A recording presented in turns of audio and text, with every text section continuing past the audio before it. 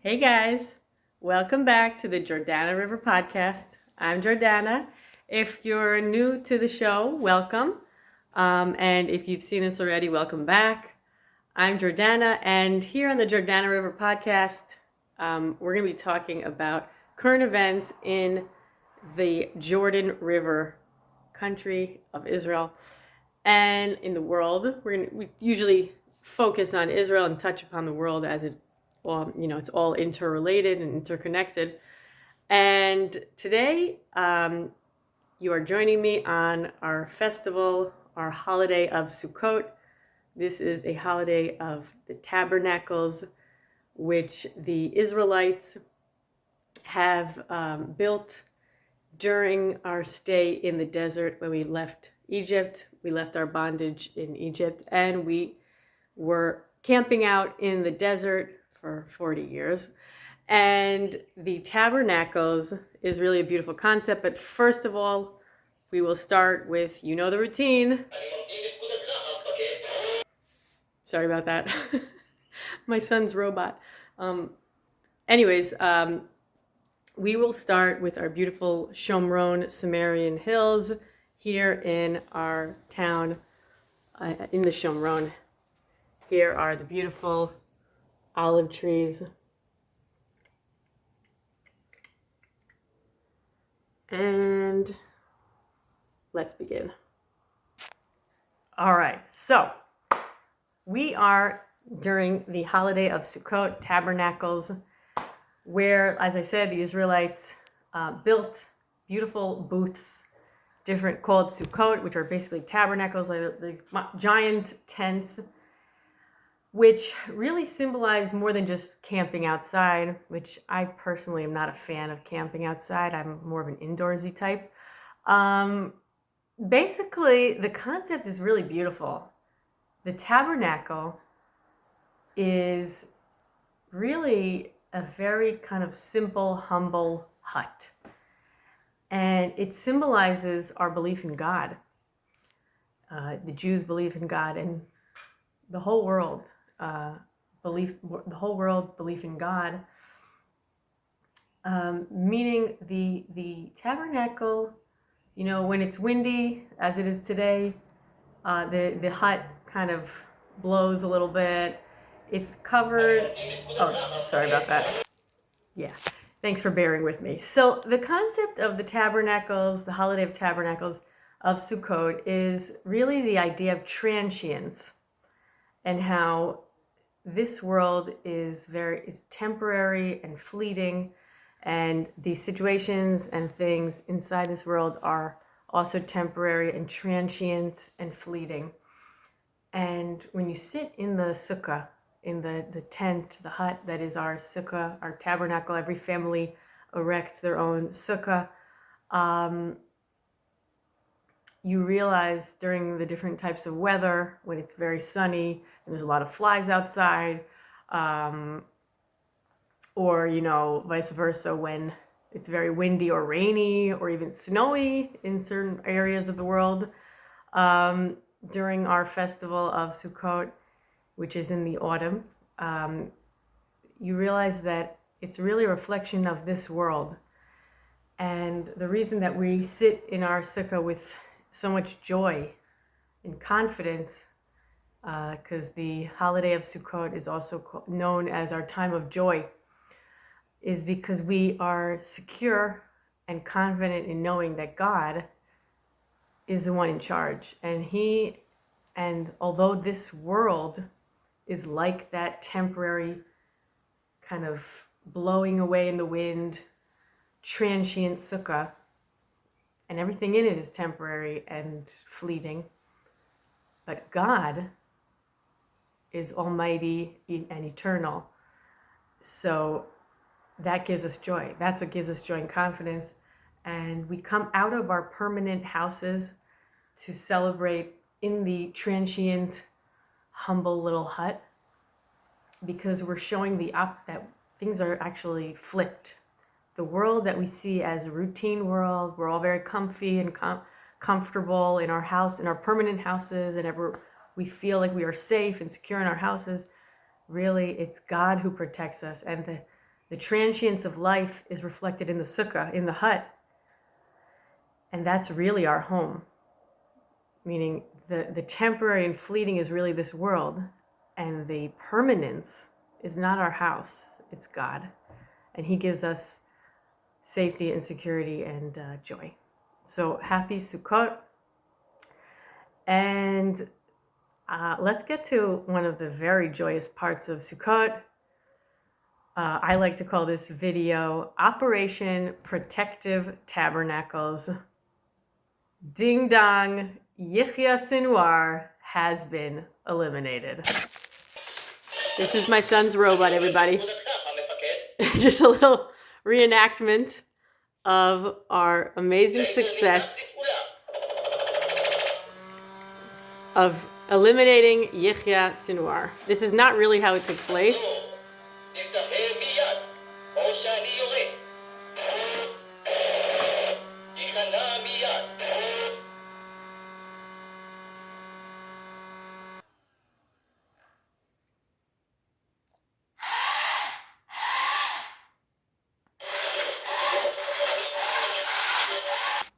Okay, you get it. That was my son's robot. Guys, Yihya Sinwar, the mastermind, vile man, you could even call him a man, mass murderer of the biggest act of murder of Jews since the Holocaust, since Hitler, has been eliminated by the IDF, Israel Defense Forces. Sorry to show you such an ugly, hideous picture, but this is Sinwar, also known as the Butcher of Khan Yunis. That is an area inside the Gaza Strip. He was known as a butcher. He murdered many people with his bare hands, including his own people. And some fun facts, everybody. Some fun facts about Yihya Sinwar, or as Kamala likes to call him, Yahya. I think Americans call, they pronounce Yihya. It's hard to pronounce the guttural, so she says Yahya. But, that's Kamala. So he was known as the Butcher of Khan Yunis. This is a man who murdered many Israelis and actually served 22 years in Israeli prison after he was caught. And he was supposed to serve, I believe, for life after killing, as I said, many Jews, many Israelis. And he was actually, first of all, another fun fact, the Israeli jail system and health system, since we are truly the most moral, ethical army in the world, you cannot get more ethical. Sometimes we're even too ethical.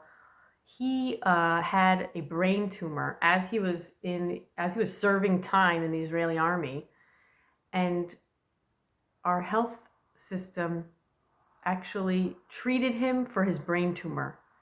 This vile mastermind murderer, Yihya Sinwar, had a brain tumor who was treated by Israel.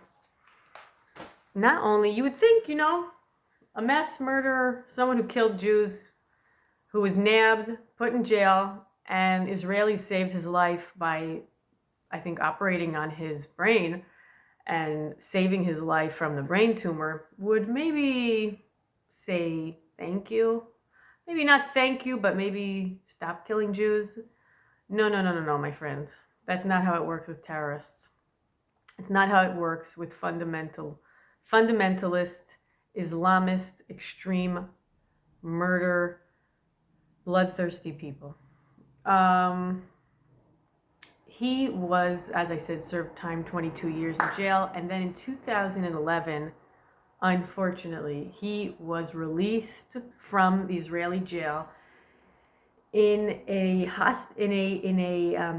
deal called the Gilad Shalit deal, meaning Hamas, back then, I think it was 2010 or so, kidnapped an Israeli soldier, as they like to do.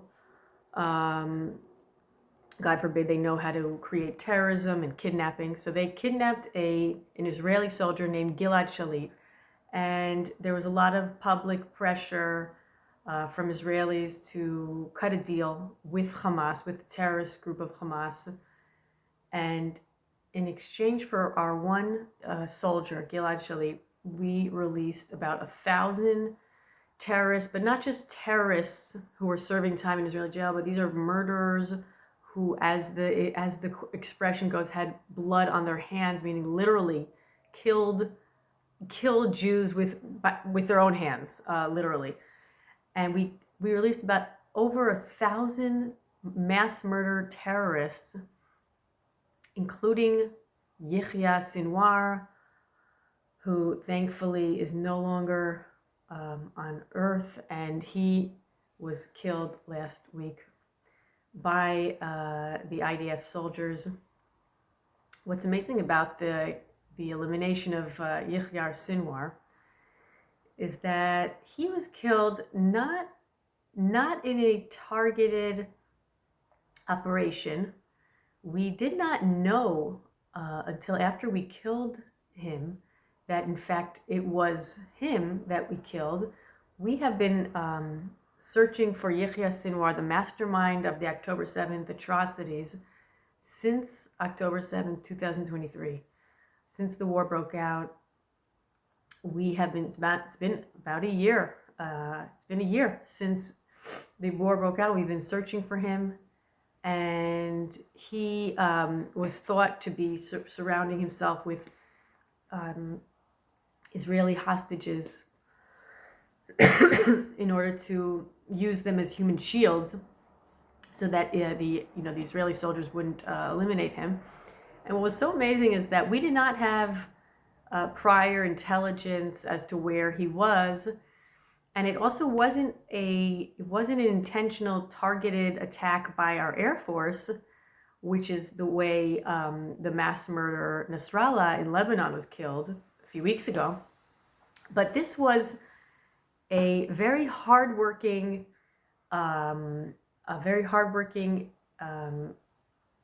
infantry unit of young cadets who were basically soldiers in training, an infantry unit that was in training, and they were working in an area in the Gaza Strip called Rafiach, which, by the way, is an area in Gaza which the Biden administration, Biden and Kamala, were very vocal against the IDF soldiers, the Israeli soldiers, going into that area, even though it's a very strategic and important area. And why is that?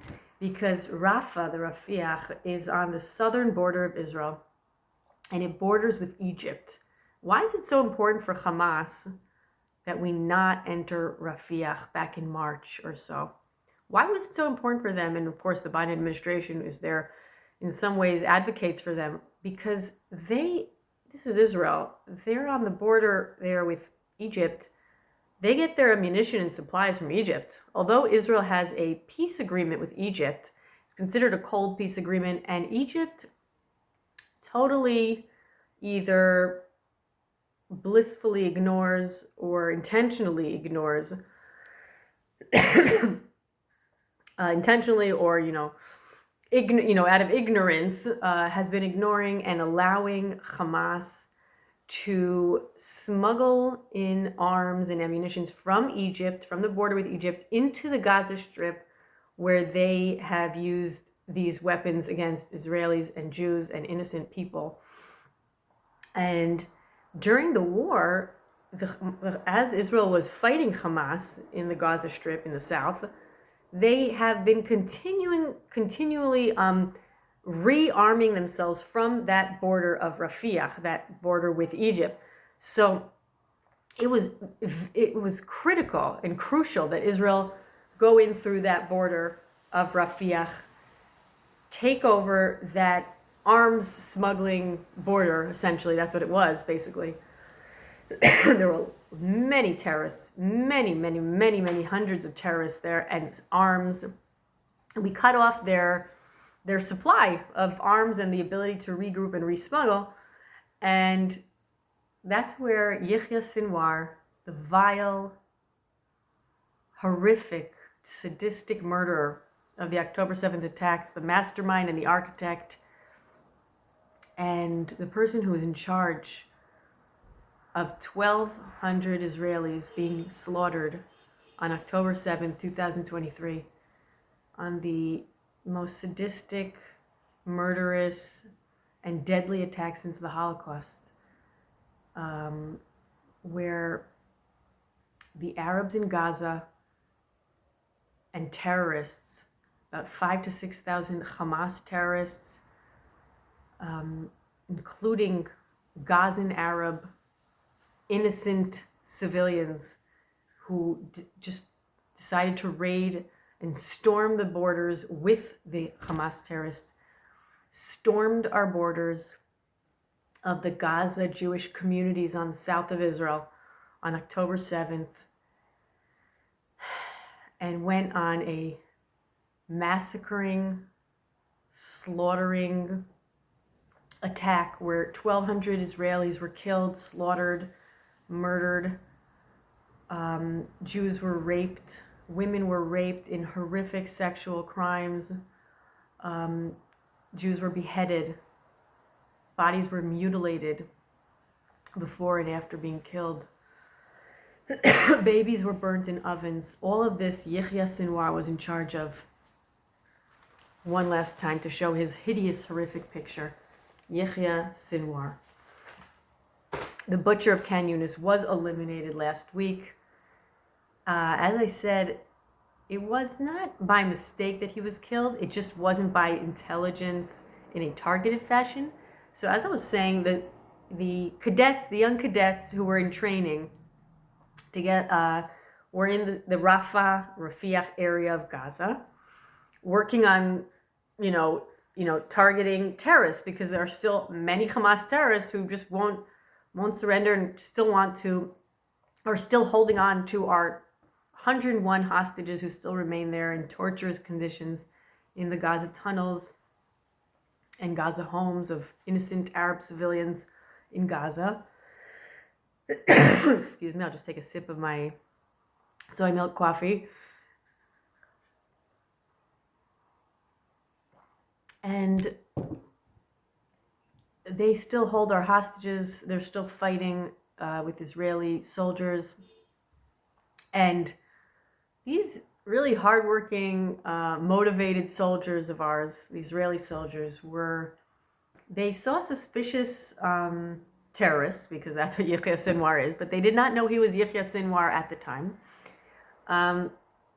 There was no intelligence on that. And they basically spotted terrorists who were trying to evade them.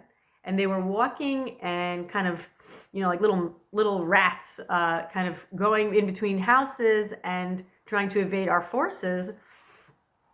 And, the young Israeli soldiers spotted them. The infantry unit soldiers were spotting them. And, they contacted their higher ups. And also they contacted the tank unit and said, there's about 2 terrorist figures here. We're trying to evade getting caught, and because people who stay in that area are only terrorists. There are no innocent civilians there. There are only terrorists who are trying to shoot and kill our soldiers, God forbid.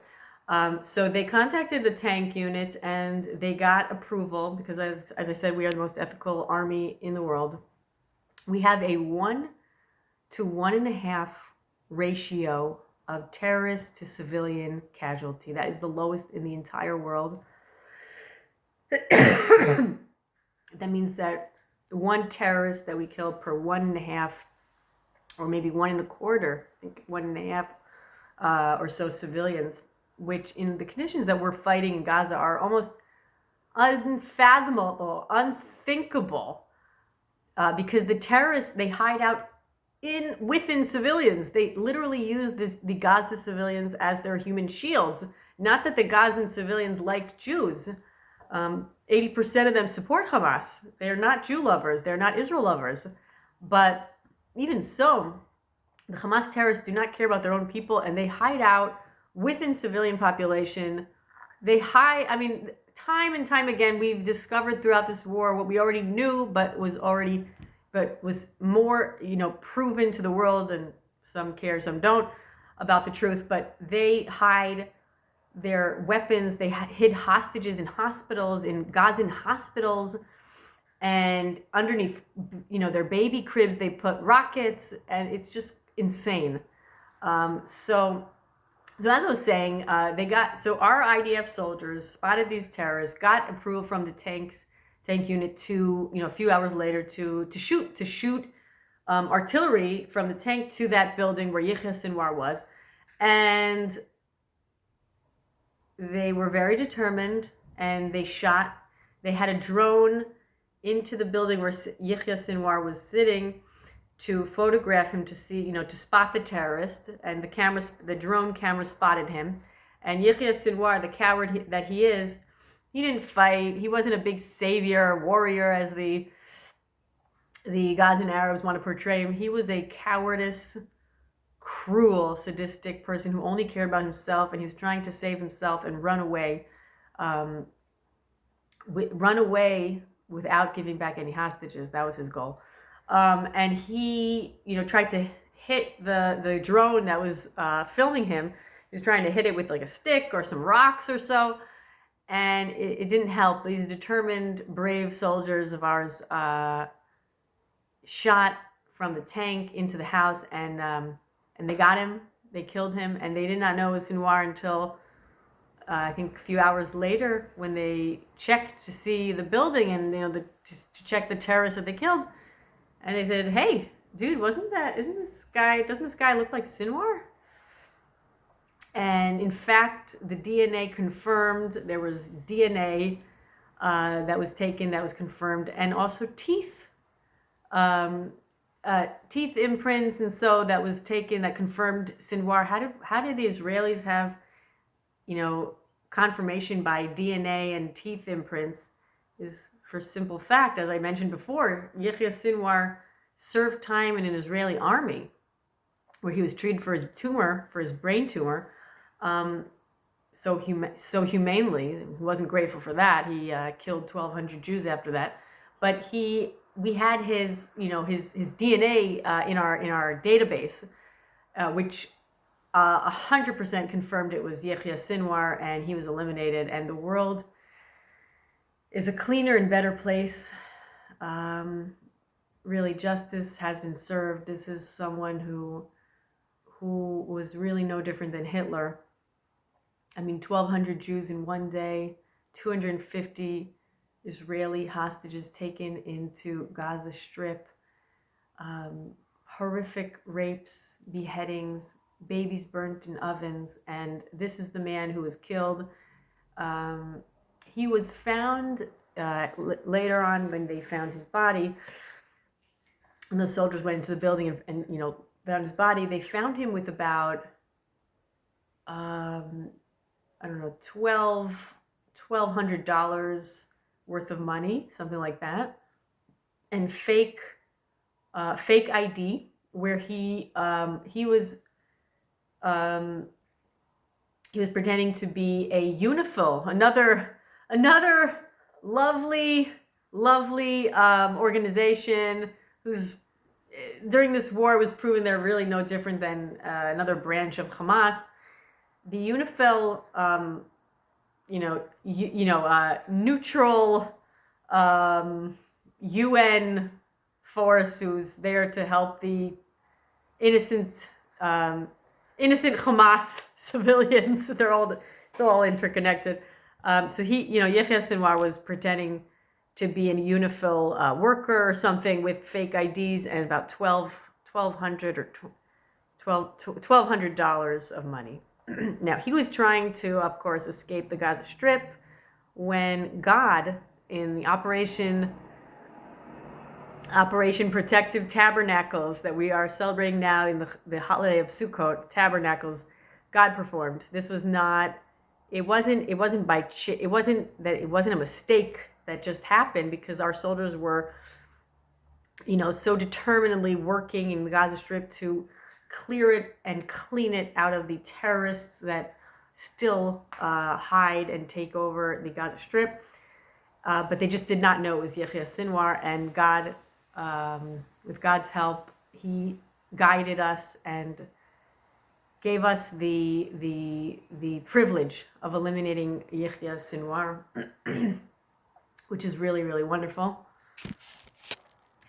And as I was saying, the Yihya Sinwar, why was he escaping the Gaza Strip? I mean, he had many opportunities to cut a hostage deal with Israel, correct? I mean, the Biden administration has been working on this hostage deal and, just not working hard enough, not pressuring Hamas, of course, but pressuring the Israeli Prime Minister, Benjamin Netanyahu, to make all these concessions. And the negotiations with this murderous Islamo-Nazi group of Hamas has been taking place in Qatar. Qatar is an Arab country, a very wealthy Arab country, that they are basically another branch of Hamas, so to speak. They are the funders of Hamas, so they are not very neutral ground. America has army bases in Qatar, and they're able to pressure and really knock on the table, as you say in the Hebrew expression, is to knock on the table, means to really slam the table and demand that Hamas, who's still holding our 101 hostages, give back our hostages. But that's not how the Biden administration rolls. So they've been banging on the table so that Benjamin Netanyahu, so that Bibi could make concessions, leave the Gaza Strip, end the war. Stop protecting yourself, Jews, and just surrender, Jews, and if you want your hostages back, surrender, get out of the Gaza Strip, stop killing terrorists who are killing you. That's basically what the Biden administration has been doing till now. And Israel has offered many, many different propositions of this hostage deal in order to save our dear 101 hostages. These are not prisoners of war. These are innocent Israeli civilians, children. There's still 2 children. Those beautiful Bibas babies. One is about 4 years old and one is about 2 years old. These are toddlers that were sadistically, cruelly ripped from their house in the Gaza community, in the kibbutz, and cruelly taken to the Gaza Strip. 2 and 4-year-old babies, together with their parents, who are also hostages. These are women, elderly men, elderly women, young women, 2 children, boys and young soldiers and young female soldiers that are still being held in the Gaza Strip as hostages. Yihya Sinwar refused every single deal, every single proposition that was offered to him. He refused to take, including immunity for his life. Benjamin Netanyahu, the Prime Minister of Israel, has been sending out, with his authorization, a negotiation team throughout the entire war, sent Israeli negotiators to Qatar, where the negotiations for a hostage deal have been taking place, and offered numerous hostage deals, which some Israelis even say is a mistake to even negotiate. I mean, do you negotiate with Islamo-Nazis? Can you even negotiate? Was there even a possibility to negotiate with Hitler? I mean, Walt Chamberlain, as we discussed in the previous episodes, he negotiated with Hitler, but that didn't end very well. And so Benjamin Netanyahu offered Yihya Sinwar immunity for his life and an ability to escape to another country, perhaps another Arab country. In exchange, in exchange for this immunity and his life, that we allowed him to get out of Gaza alive after being the mastermind of such a sadistic, murderous, genocidal day of October 7th, in exchange for our hostages. And he refused. He was the Butcher of Khan Yunis. Do not forget, my friends. It's a certain hatred that is so irrational that he preferred to keep our Israeli hostages in Gaza and he did try to save his life. He was not a big warrior. He was not brave. In fact, the IDF released footage of Yihya Sinwar in a tunnel that he was setting up for him and his family on October 6th. That means a day before October 7th attacks. He sent, right before, hours before, he sent out thousands of Hamas murderous terrorists to do the most horrific, dirty work of slaughtering and butchering and raping Jews. He was busy making a very cozy and comfy tunnel house for him and his wife and kids. It shows that he had a plasma big screen TV in the tunnel. He's putting all these supplies and food. This guy, he was about the most self-centered dictator as you get. He did not care about the Gazan people being killed.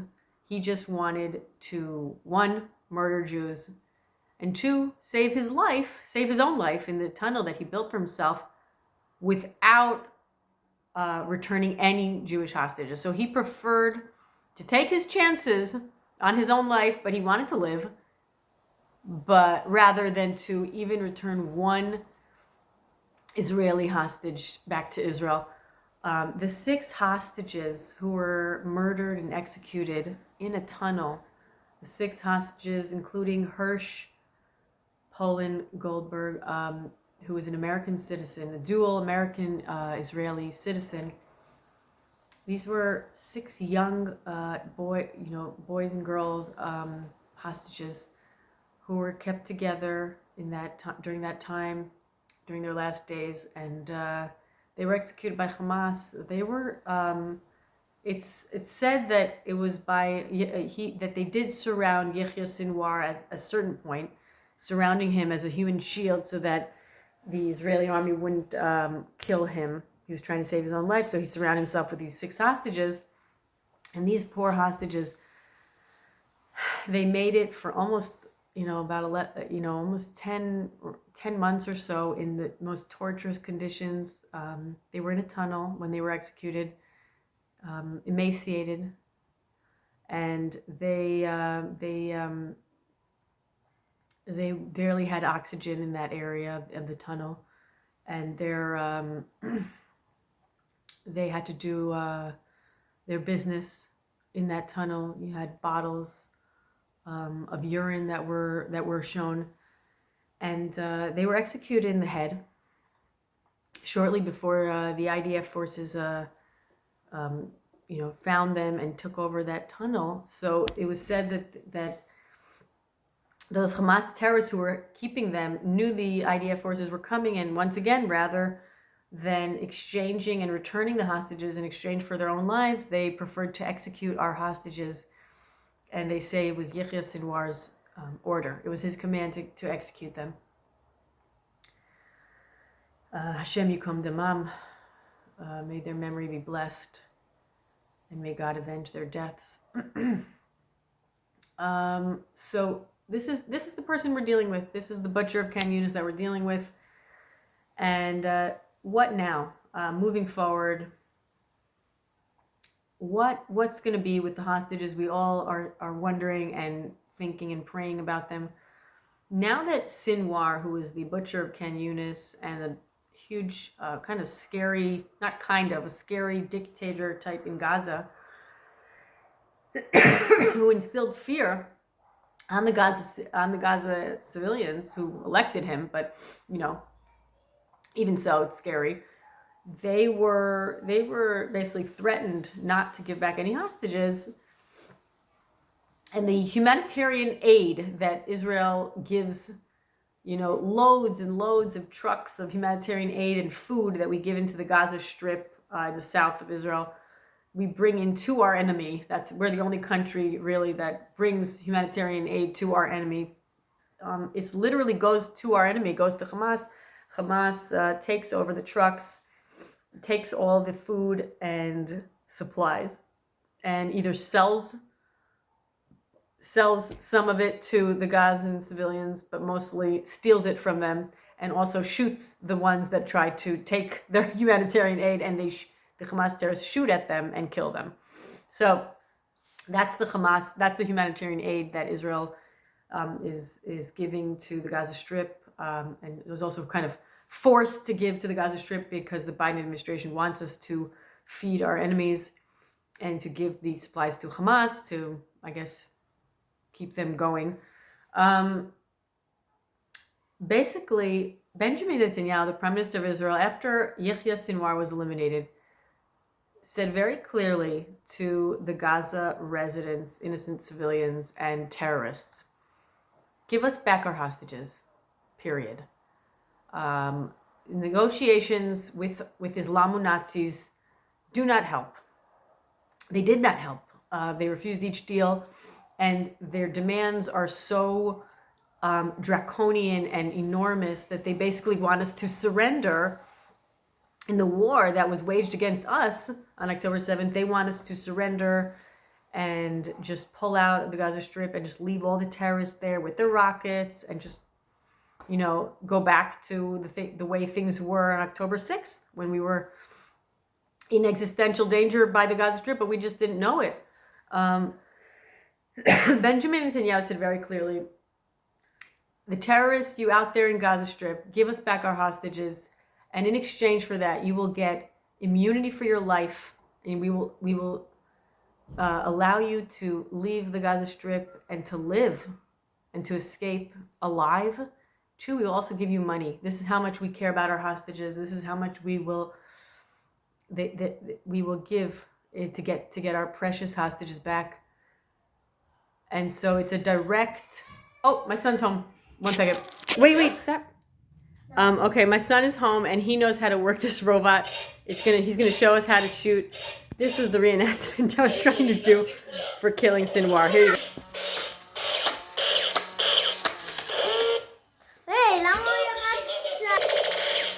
Here we go. Look at that go. Mission complete.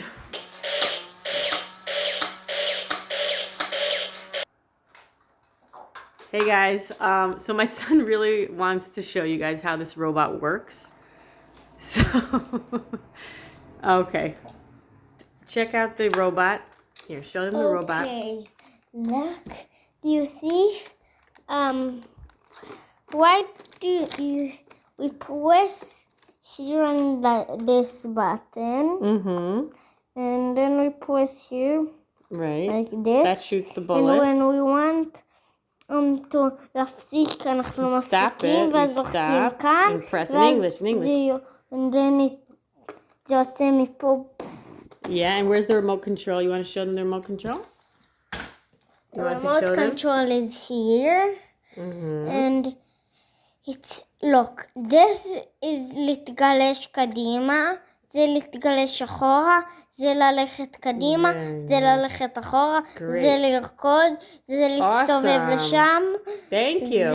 Sorry guys. Thanks for bearing with me. This is what happens when you're shooting a podcast, and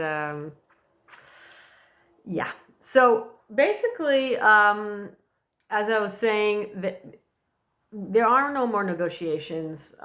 The negotiations are going to be direct with the terrorists and innocent Gaza civilians who are holding our hostages, and hopefully we will, Bezrat Hashem, with God's help, return our hostages home safely, and the ones who are alive will come back to their families, and the ones who are dead at least can be brought to burial.